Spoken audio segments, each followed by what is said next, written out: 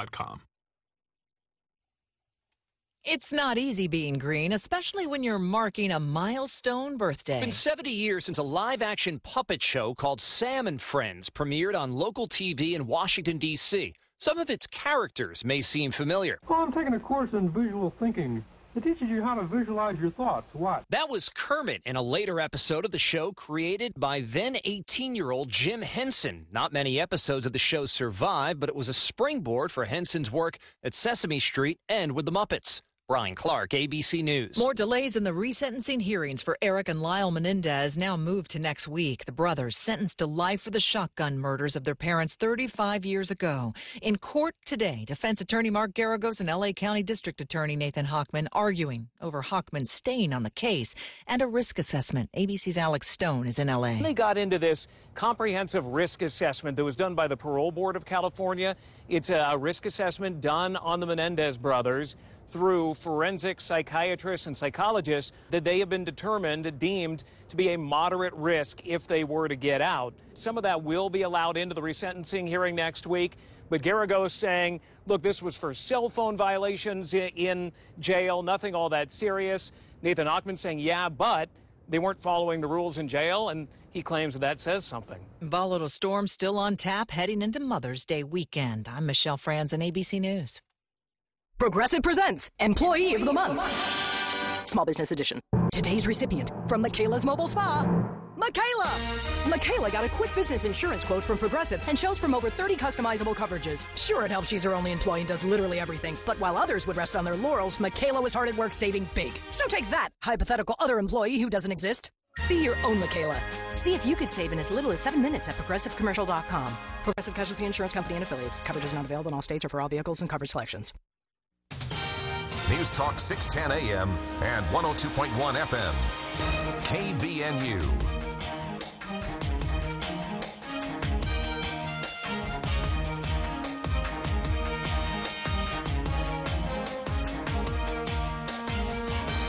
.405 as we begin KVNU's For the People show, and I'm Will Feely with your top stories this hour. Well, Cache Valley's Autonomous Solutions, also known as ASI, is entering the construction sector with the launch of ASI Construction. Now, backed by SoftBank, the new division will be rolling out fleets of autonomous heavy machinery to meet growing demand amid a national labor shortage. Now, ASI, founded in 2000 by engineers at Utah State University, now operates a 100-acre proving ground in the foothills of the Wellsville Mountains and is one of the world's largest privately held robotics companies. Now, its advanced safety hardware and software can turn any fleet into a fully autonomous operation. Now, it's technology that's already trusted by global leaders in agriculture, logistics, and more.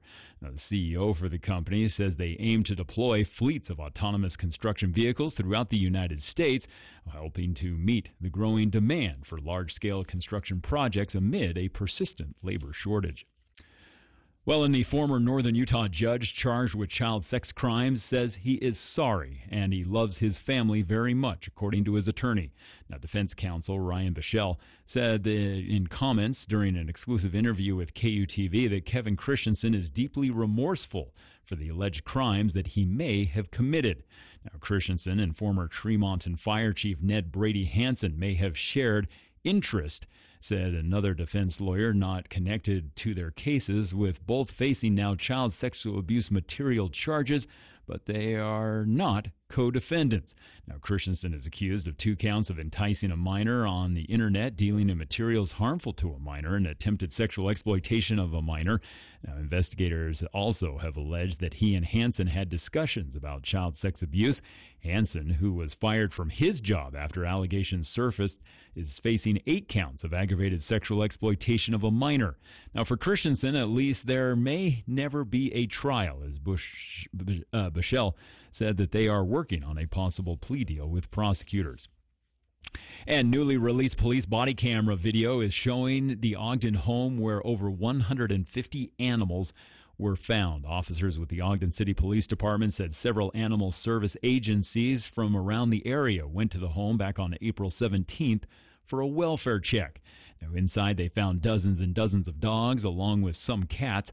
Officers announced themselves when they entered the home, saying that they had a search warrant. They were immediately met at the door with many of the dogs barking, yipping, whining, and making noises. Now, as they entered, video showed several dogs running around freely inside the house. Dogs were jumping off furniture and running in and out of the rooms. Now, officials said altogether 156 animals were removed from that home, while the homeowner, 73-year-old Miguel Salgado Vargas, has been charged now with over 637 misdemeanors. Well, it's been a gorgeous afternoon as we've had plenty of sunshine, temperatures in the mid-70s today, and tomorrow's going to be even better as we'll have clear skies overnight tonight. Temperatures are going to drop into the low 50s, and then Saturday, highs expected to be around 83 with mostly sunny, clear skies, and then some clouds coming in Saturday night, and that's going to bring a chance of some isolated showers, thunderstorms for Mother's Day Sunday, and that'll continue with a chance of precipitation on and off through next week. And it's the Lawn Doctor that brings you news and weather here at the top of the hour as we begin KVNU's For the People show. If the weeds are taking over your yard, get help with the Lawn Doctor, 753-LAWN. They can help you win that weed battle in your yard. It's 753-LAWN for the Lawn Doctor, and I'm Will Feelright with your KVNU News headlines. Do you have a nasty weed problem? We have the right person for you. Sir, you work for Logan Extermination, don't you? Can you help these folks get rid of pesky dandelions? Of course I can help. I am the Terminator. I will terminate those little yellow devils in your yard. Call me at Logan Extermination, 752-8450. Terminate your weeds and green up your lawn for only $45 based on maximum 5,000 square feet. As our world changes, we'll keep you up to date. News Talk KVNU, 102 FM, 610 AM. Also on the new KVNU mobile app. This is Jordan with Primrose Home Care and Hospice, and I'm here with Barbara. Barbara, how did you become acquainted with Primrose? I had been trying to get another company to come and help me, and I had waited about 2 weeks, and I needed a bath. My neighbor suggested that she would make a few phone calls, and that very afternoon, Mark Stokes was sitting in my front room, and he said, "What do you need?" Primrose Home Care and Hospice. We're your home team. Daryl's Appliance is celebrating 55 years in Cache Valley. This is Jay from Daryl's Appliance. Guess what? It's also May is Maytag month, and we are teaming up to give you the best service to go with the big Maytag price breaks and rebates. Why buy Daryl's? Your neighbors say it's our service. Celebrating all month long at Daryl's Appliance, located west on Airport Road. Hurry in today and experience the Daryl's difference. KVNU's For the People with Jason Williams and Bill Walter. And it is Utah known as the fraud capital of the world. Not because we have more people committing fraud, but because we have so many people falling for it. Going beneath the headlines and connecting you to the newsmakers. The radio is a great way to get the word out to a lot of people in an emergency. So we thank you for your help and being a partner with us. For the People on News Talk KVNU, 610 AM, 102.1 FM, online at 610kvnu.com and on the KVNU mobile app.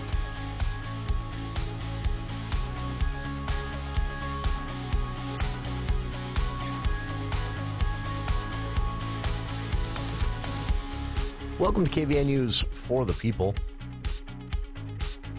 77 degrees.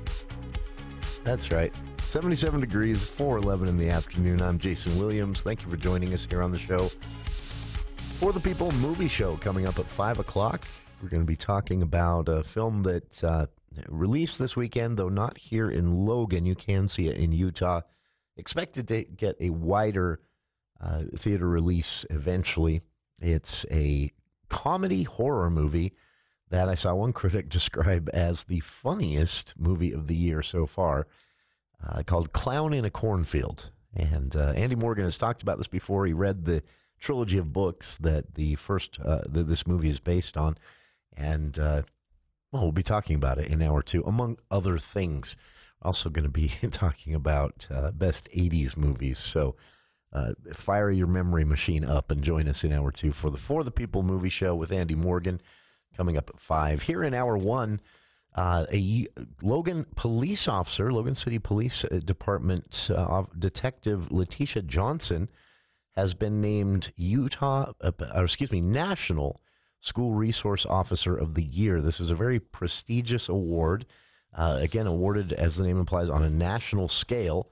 And KVNU and CashValleyDaily.com's Will Philwright had a chance to actually talk with the recipient. This is a pretty big deal. We'll talk about how you get this award and what it means going forward for not just the detective, but the Logan City Police Department as well. So that's coming up in just a bit. Governor Cox today announcing a sort of Utah DOGE. If you're not familiar with DOGE, this is the created in the first few weeks of the Trump administration after swearing in January, the Department of Government Efficiency.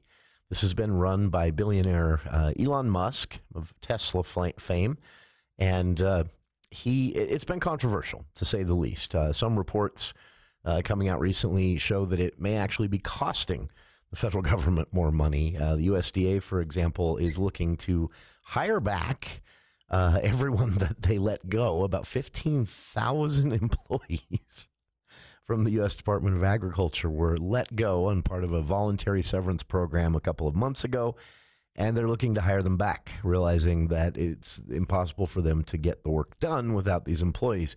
And that, of course, is coming at taxpayer expense. So in other areas, though, there is evidence that they've found money to save.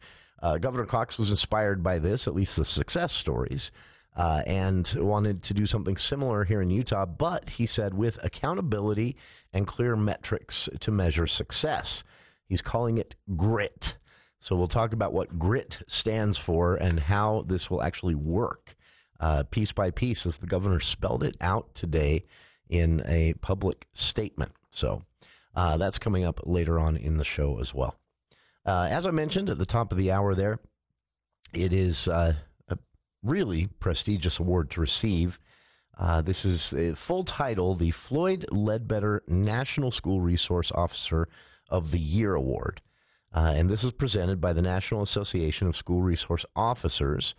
And the 2025 National School Resource Officer of the Year hails from the Logan City Police Department, Detective Leticia Johnson. And KVNU and CashValleyDaily.com's Will Philwright had a chance to talk with the detective about receiving the award and what it means for Logan City PD. Well, many know her as Detective Johnson, and joining us on the studio line this afternoon, Leticia Johnson, who just was recently named National School Resource Officer of the Year for the country from the Logan City Police Department. Detective Johnson, I've had a chance to talk with you many times, and it is such a great honor to hear about this award. Thank you so much. I appreciate the time. Yeah, it's amazing. I'm still in shock and, processing everything, but I'm super excited. Now, when did you learn? Because Chief Simmons told me that this has been several months in the works, but you guys kind of had to keep it quiet. Is that right? So I didn't know I was being nominated by staff from the elementary schools that I work at. And I think it was April 15th. I was invited over to Adams Elementary by the fifth grade teachers to saying, hey, can you come hang out with the kids? We're having a party, end of year kind of a thing before we start testing. And I was like, yeah, sure. I'd love to come down and, have some fun. And then they're like, oh yeah, we also have an assembly, right after that we want you to stay for. And I said, perfect. And, I kind of do a little bit of detective work for my job. So I kind of, found out people were being a little bit weird and secretive. And I was asking, well, what's this assembly for? And nobody had any idea. And I was like, okay, there's definitely something else going on. But, I could have never imagined it was what it was. And it ended up, they had an assembly to announce and let me know that I was a recipient of this award. And it was amazing. They were so kind to me. The kids were there and my family came, my mom, my husband, and some other family, as well as, everybody at the police department. It was amazing. It was really cool, and I was shocked. I mean, if you ask my husband, I'm not an easy person to shock or surprise, and that was definitely complete shock for me. We're talking with Detective Johnson from the Logan City Police Department, recently recognized and awarded with the National School Resource Officer of the Year Award. Now, I understand that this will be formally given to you at a special awards ceremony that's going to be taking place in July. Is that right? Yes, that is right. Logan City Police Department very kindly is allowing me to travel to Dallas, Texas. There's going to be a school resource officer conference that happens every year, and it's in Dallas this year. So I will be attending that and receiving the award formally.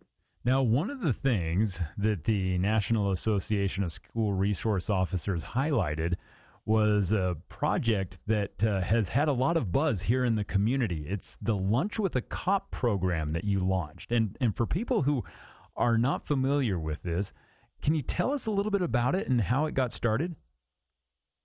Yeah, so the Lunch with a Cop program, this is our first year doing it. And I mean, first of all, I really appreciate all the support from Logan City Police Department for allowing me to do this.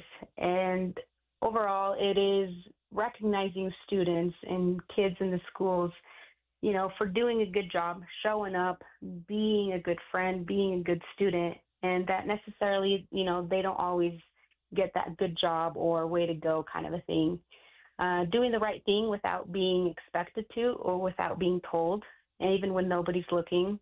It's hard. There's so many students. There's over 3,000, I think, elementary kids in Logan City School District, and I wanted to, you know, highlight some of those kids who just do the right thing and don't expect a prize, just to let them like, hey, someone's watching, we do notice, and we care, and we want to celebrate you.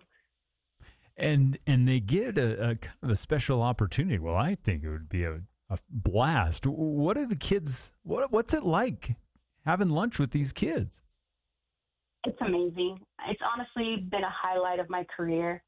You know, you always wonder as a police officer, you know, are they going to be scared? Are they going to want to come? Are they not going to come? How are parents going to feel? But every student I've had a chance to take to lunch has, you know, shown excitement, and they're a little bit shy sometimes because, you know, it can be maybe just a different situation. But as soon as, you know, we get to where we're having lunch, usually Sergeant Gabriel, he comes along with us, and we have 3 kids per school. So 3 kids, 3 schools at a time. That way it's not just one kid with 2, you know, officers. Yeah. And, you know, every parent I've spoken with has been very excited and very supportive of the program.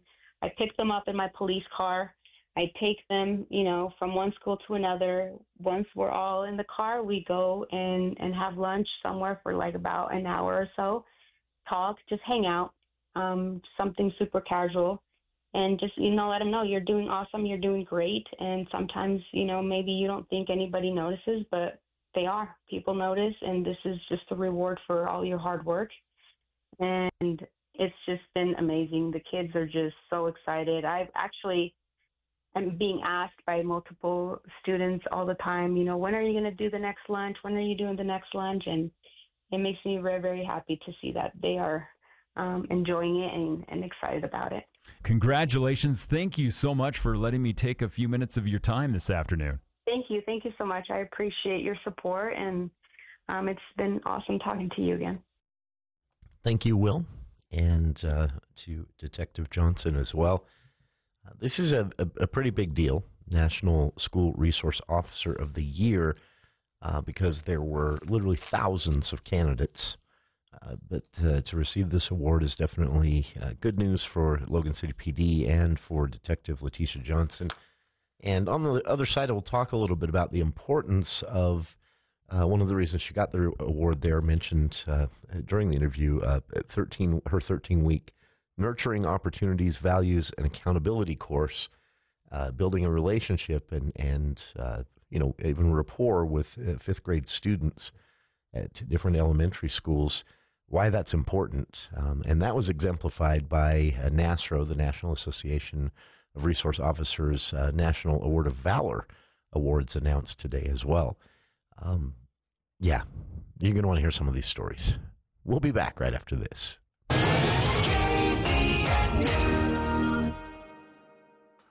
Hey, business owners, are you frustrated with your workers' comp rates? This is Matt Robbins with Quality First Insurance. As an independent auto owners agency, we work with multiple carriers and will give you options. Our experienced agents are ready to answer your questions and help you navigate these options. Let us help you find the workers' comp policy that's right for your business. Call us today, 435-752-0101.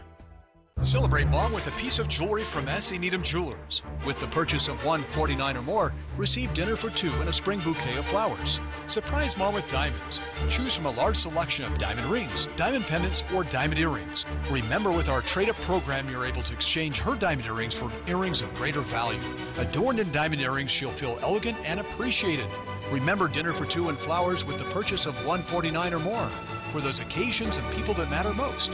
S.E. Needham Jewelers, middle of the block, at the sign of the clock. CashValleyDaily.com, your go-to source for all things local. Get plugged into the pulse of your community with our comprehensive local news coverage. From city council decisions to feature stories highlighting people in your own neighborhood, we've got you covered. But that's not all. Catch the adrenaline of live, local sports and the latest news involving the Utah State Aggies. Don't miss out on crucial information that affects you and your loved ones on CashValleyDaily.com. Stay informed, engaged, and empowered, because staying local means staying connected.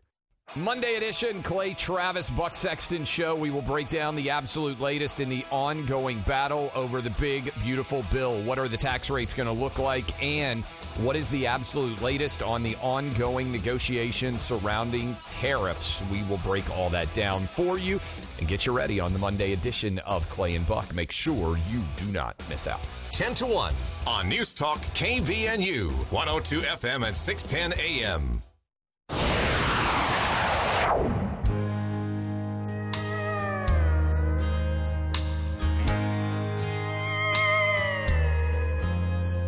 I took you for granted so many. Had a chance to speak before the break there with Detective Leticia Johnson of the Logan City Police Department. KVNU and CashValleyDaily.com's Will Philwright had a chance to talk with her this afternoon after news broke that she had received the National School Resource Officer of the Year, a prestigious award with thousands of candidates for the award each year.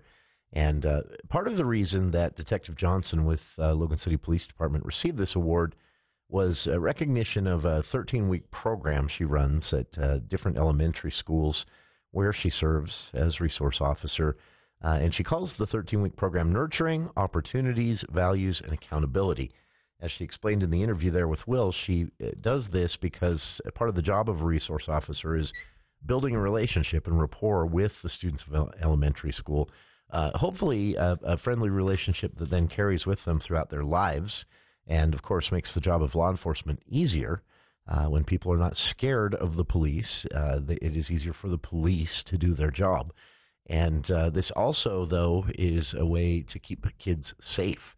And that was really exemplified by another set of awards that NASRO, the National Association of School Resource Officers, also announced alongside this announcement for the Logan City detective. And some of these stories, I just wanted to throw these out for listeners so that you have an idea of why they take the time to honor and recognize the work of school resource officers like Detective Johnson. And just a couple of stories. So the National Award of Valor Award will be given out alongside this National School Resource Officer of the Year Award on July 7th in an event held by the association in Texas, which Detective Johnson, as she mentioned there, will be traveling to receive their award. And alongside the top award that she'll receive, the National School Resource Officer of the Year Award, they'll also be presenting a couple of what they call the National Award of Valor annual awards for 2025. And here are some of the stories behind this. Now, these are not given exclusively to officers sometimes, But usually oftentimes these are also given to actual teachers, as is the case this year. And in this story out of Pilot Butte Middle School in Bend, Oregon, from October of last year, a teacher named Katie Ticktin, Katie Ticktin, and so there was a 12-year-old child in her class that brought a loaded handgun to school and basically told her he was going to commit a school shooting. He sought her out to tell her this. She had a rapport with the child. She alerted the school resource officer, and then she herself took the child out into the hallway and actually out of the building and away from other students to the back of the school area, and she keeping herself between the student with the gun and the other children. And she instructed the student to place his hands on the fence and hold on to the fence while they waited for the school resource officer, who showed up and disarmed and apprehended the student without incident. But that was a teacher who did that. That is more than above and beyond the job description of a teacher right there. So Katie Ticktin out of Bend, Oregon, will be receiving the National Association of School Resource Officers National Award of Valor. And then a school resource officer from Rhode Island, Barrington, Rhode Island, Officer Joel Sacosio, I think I'm saying that right, on May 10th of 2024, Joel, we'll call him, so I'm trying to say his last name again, put himself in danger intentionally to minimize the risk of harm to other patrol officers who had responded collectively to a call about an agitated student with a large kitchen knife. The high school student was on school grounds and was threatening anyone that came near him with the kitchen knife. And he specifically asked to speak to Joel because he knew him from school. They'd made a friendship as Joel worked there as a resource officer. So the high school student asked for Joel, and when Joel arrived, he was able to talk the student away from other patrol officers, out away from everyone else, and actually talked him into dropping the knife. And this, of course, later was confirmed to be, they refer to it as suicide by cop is the colloquialism for this. Someone has decided to end their life, and they decide to do it in a way in which they're threatening officers, so the officers will shoot them. And so this teen, obviously distraught in mental crisis, but because he knew the school resource officer and could ask specifically to talk to Officer Joel, I'll try one more time, Sacosio, then the officer was able to defuse the situation. So just a couple of stories there that kind of highlight the importance of what Detective Leticia Johnson of Logan City Police Department is doing with her 13-week class here in elementary schools in Cache Valley, building a rapport and friendship with the students, not just for fun, but because going down the road as these students age into adults, it can't be more simply said. More people having a friendly opinion or even relationship with officers of local police department makes it a lot easier for officers to do their jobs, which is keeping the public safe. But also in the schools themselves, as these two stories I've pointed out, kids having a relationship with the school resource officer can help to turn a potentially awful situation into something that doesn't end poorly. So that's what Detective Leticia Johnson and others are doing all around the country. And, of course, Detective Johnson doing it here in Cache Valley as a detective with the Logan City Police Department. And, again, she will be honored July 7th in Texas with the National School Resource Officer of the Year Award for 2025. So thanks again to Detective Johnson for joining us and for Will for making that happen. And stick around. More of KVNU's For the People after these headlines with KVNU's Will Philwright.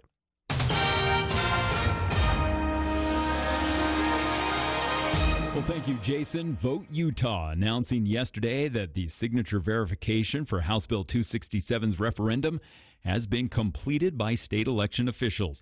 Now, in the end of the verification process conducted under the direction of the Utah Lieutenant Governor's office, over 251,590 signatures were verified, while 73,000 signatures were rejected.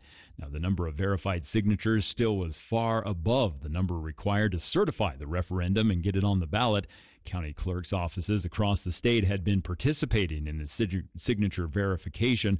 Now, after the deadline to turn in signatures on April 16th, county clerk offices had 21 days to verify all of those signatures.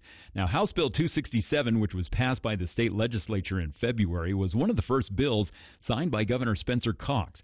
Now, shortly after the legislative session ended, the Protect Utah Workers Coalition launched a signature gathering effort to certify a referendum to repeal the law.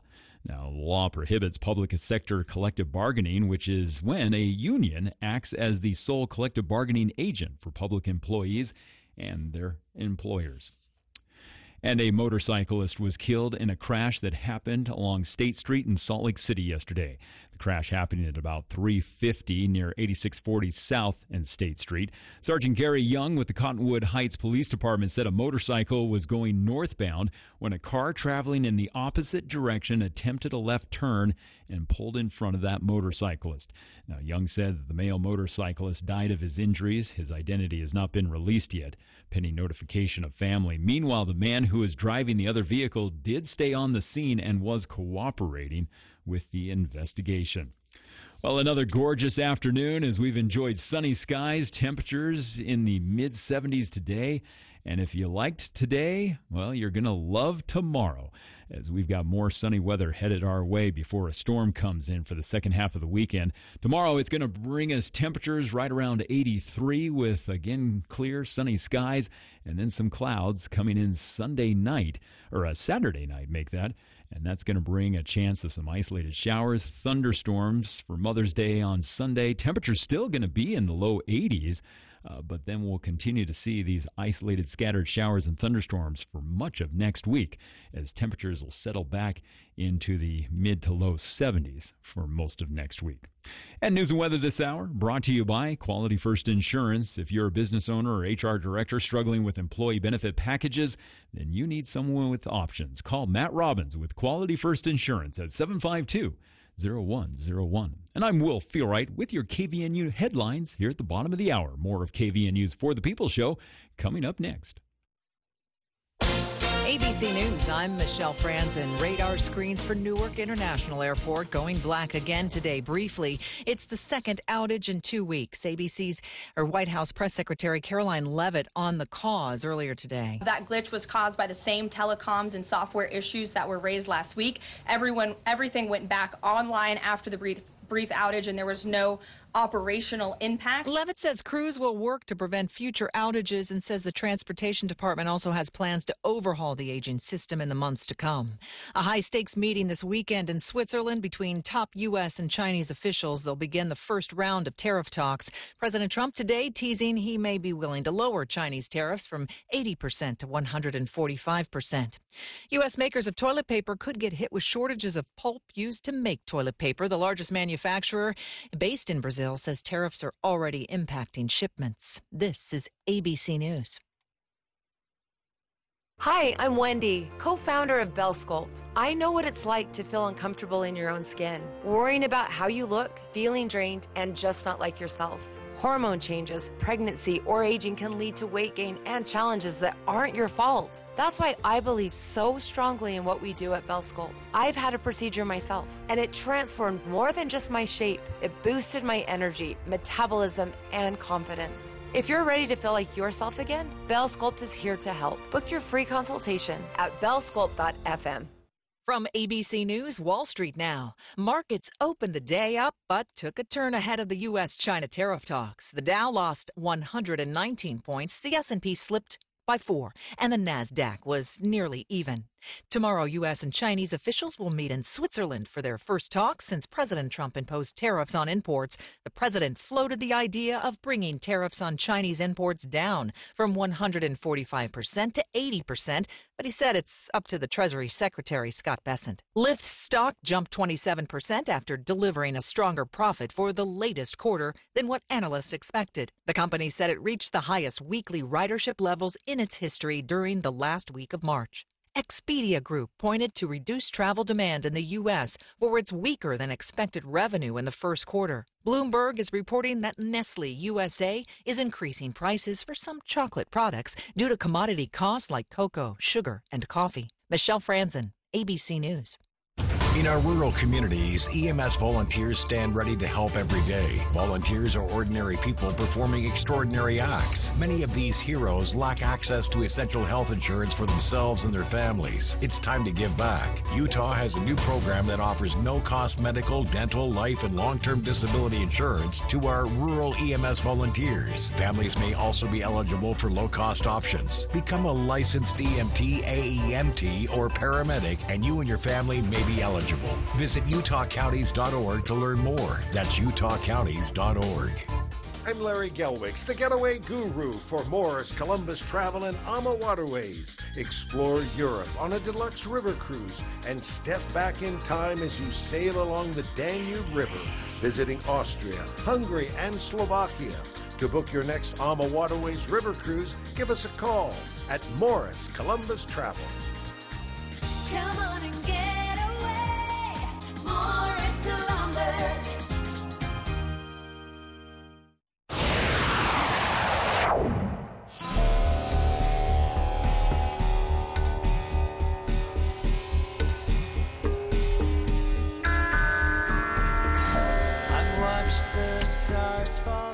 Welcome back to KVN News for the People.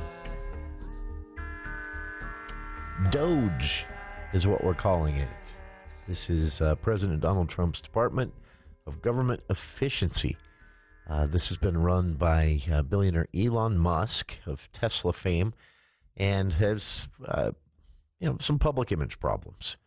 Pollsters that have done some polling on DOGE show that while the concept of a department whose sole job it is to, just take a look at things and root out waste and inefficiencies is popular, but the way DOGE has gone about it, specifically the lack of accountability and Elon Musk being at the head of it, has not been popular.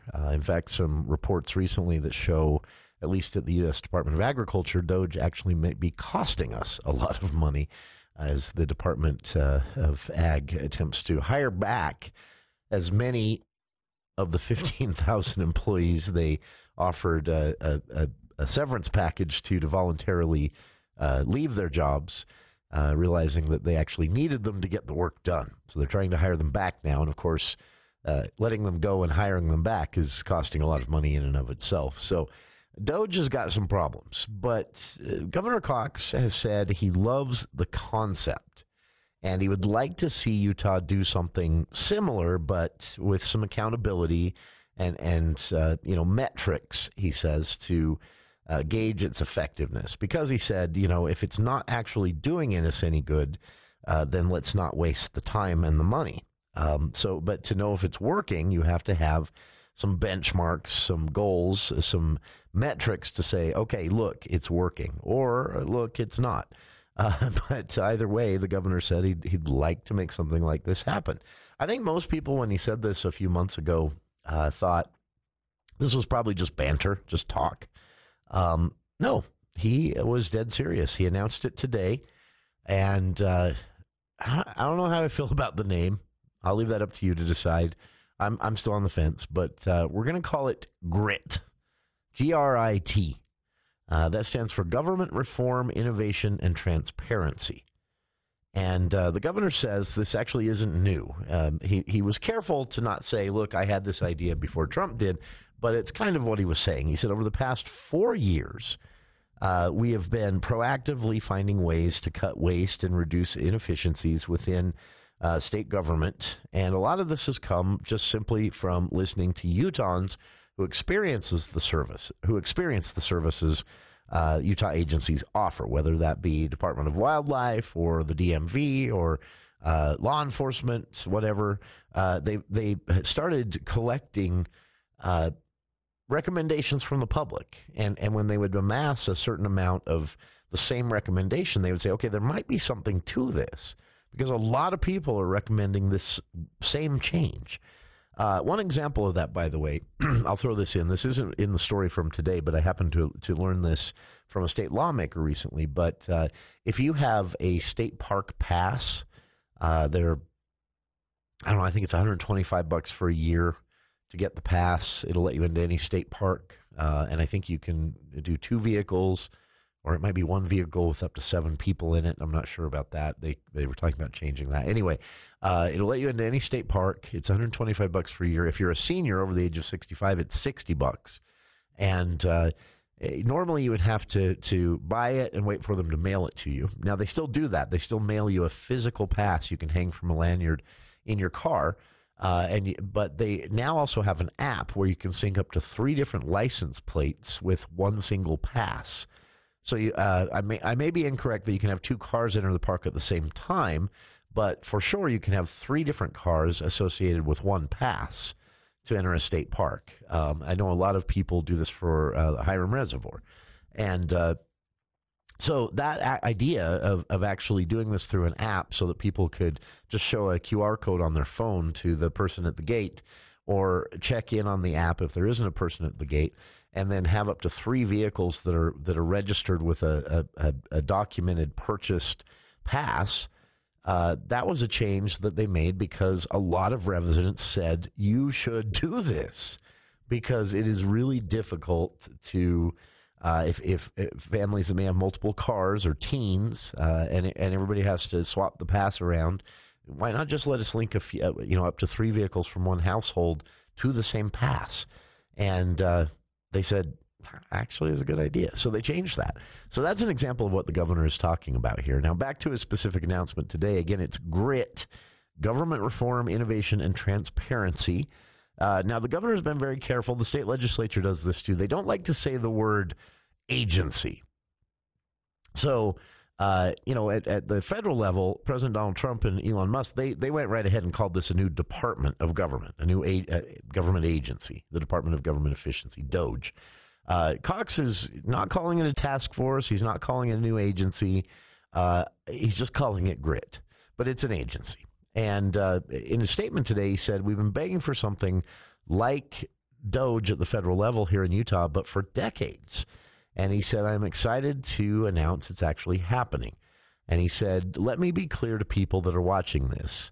We do what DOGE is supposed to be doing, at least at the federal level, 6 times a year in this state.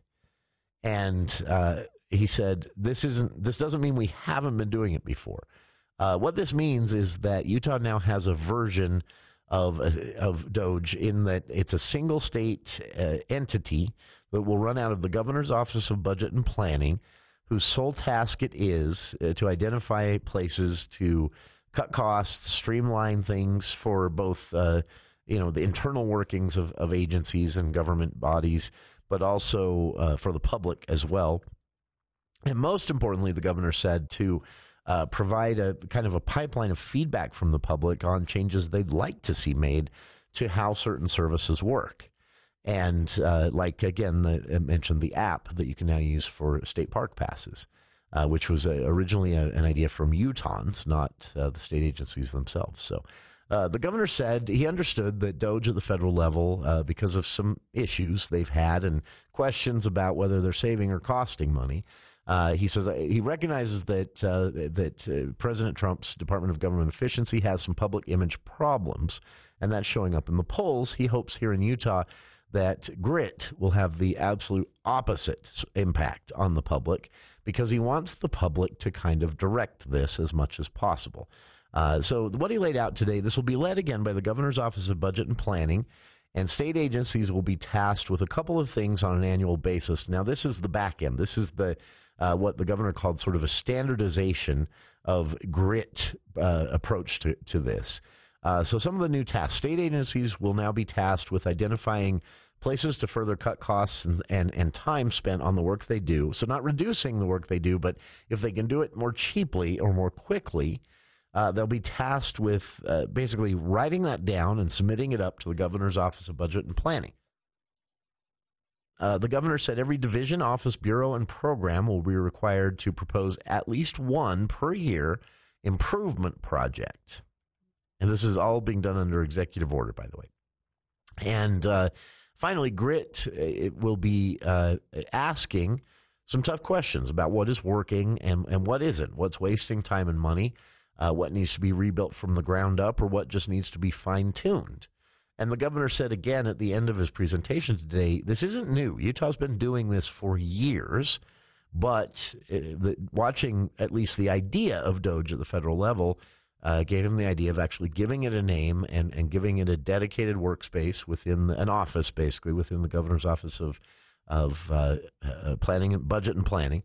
And the governor was asked during the event today if the new website that goes along with this that was also rolled out today will have disclosure of all the changes happening in the agencies that serve Utahns.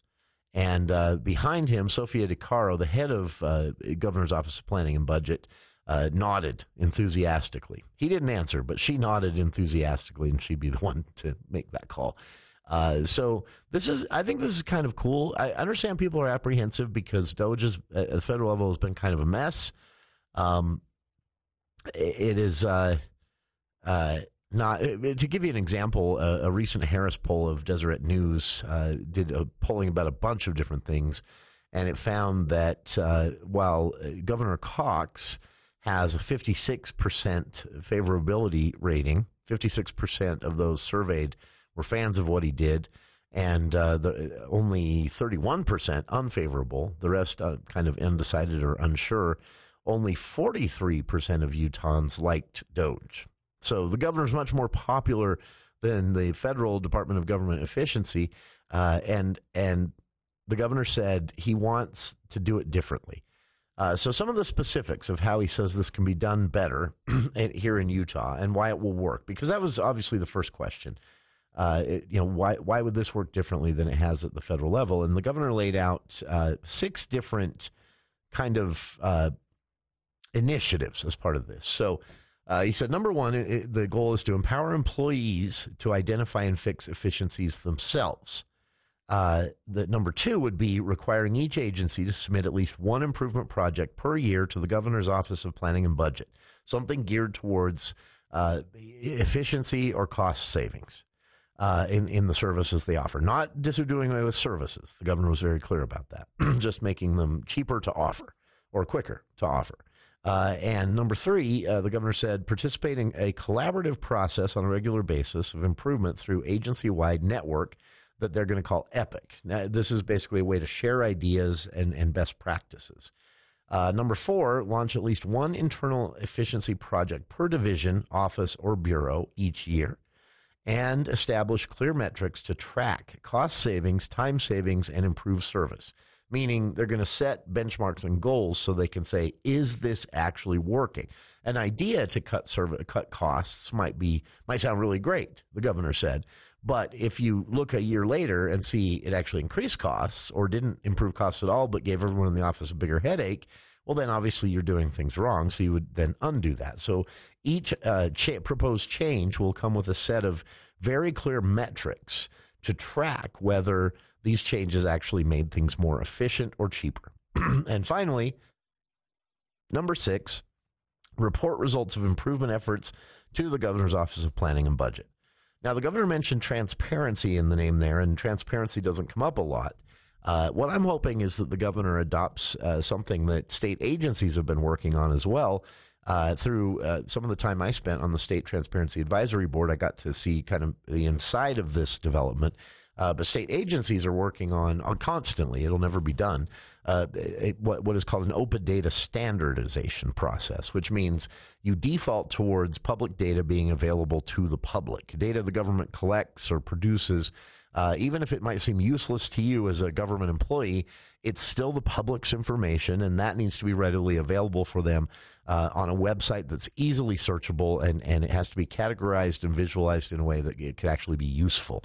One example of this is crime data collected by the state led to an app developer in Provo to build an app that will show you the least safe places to park in Provo and Salt Lake based on recent car theft reports by local law enforcement. So, and it was interesting because I played with this app for a little while, and I noticed there were areas, like, so for a while, a certain area would be prone to car break-ins, and then it would move somewhere else for a few weeks, and then move somewhere else and so this app would tell you where aggressive number of break-ins was happening. That was done with government data that was public, but nobody knew it existed, and then they put it on this website, opendata.utah.gov, and this app developer saw it and had this idea.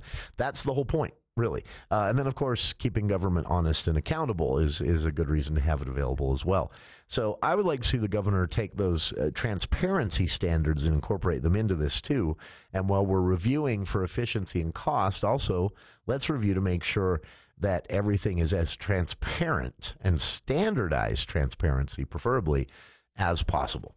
So I actually submitted that recommendation to the governor, and we'll see if he takes me up on it. It really depends on if he looks at his X account later on tonight.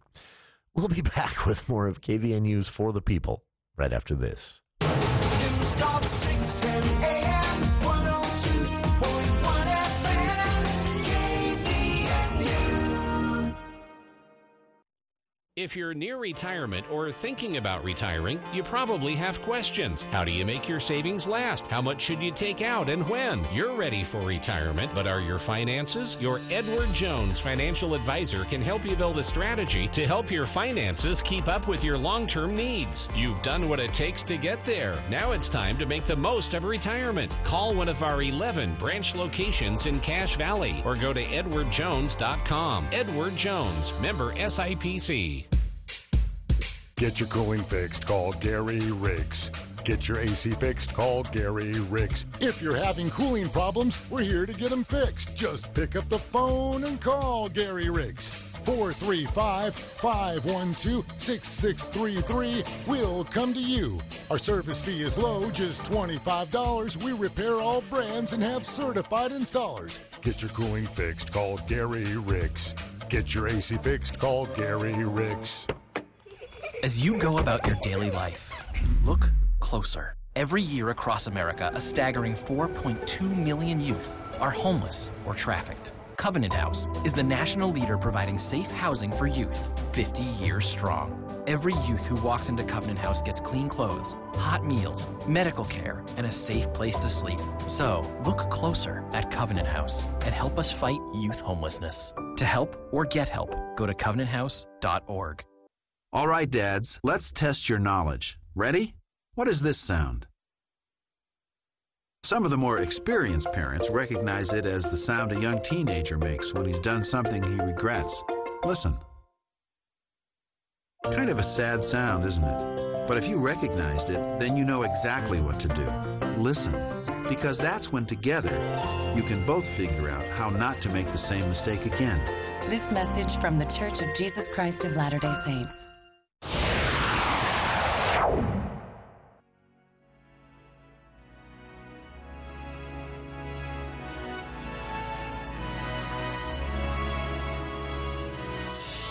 Final story of the week here before we transition over to the For the People movie show at 5 o'clock. We'll be talking about Clown in a Cornfield, a horror movie that one critic has described as the funniest movie of the year so far.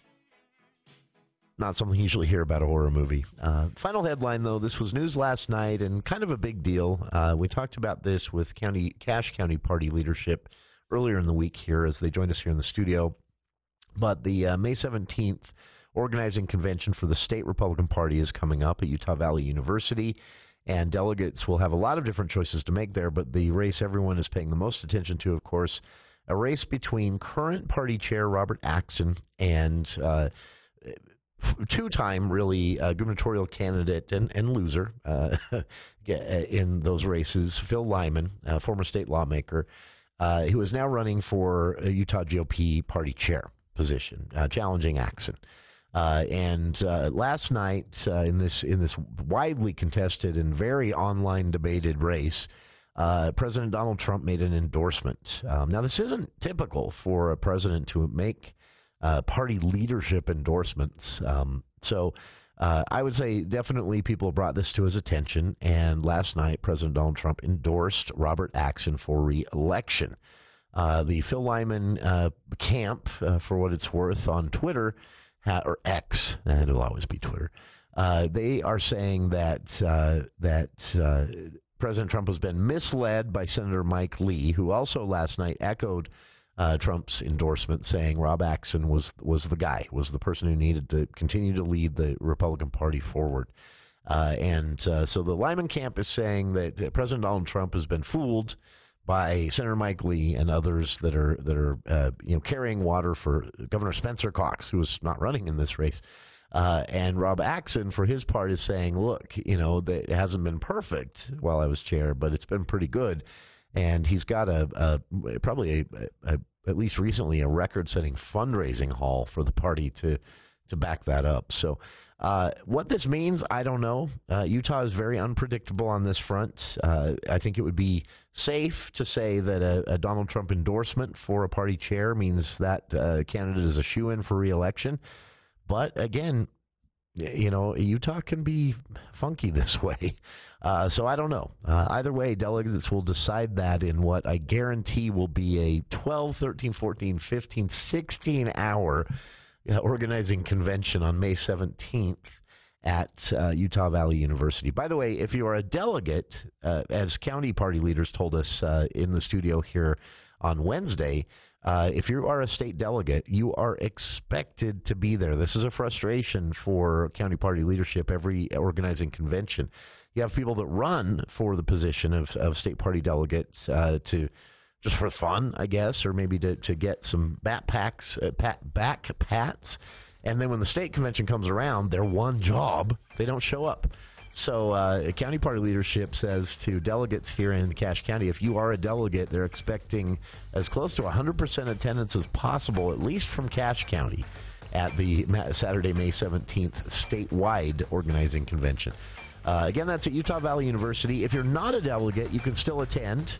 You do have to register to enter the door, but if you're a delegate, if you're not a delegate, you can literally just walk in and be a part of the festivities. If you've never been to an organizing convention for a major party, it is actually kind of fun to see.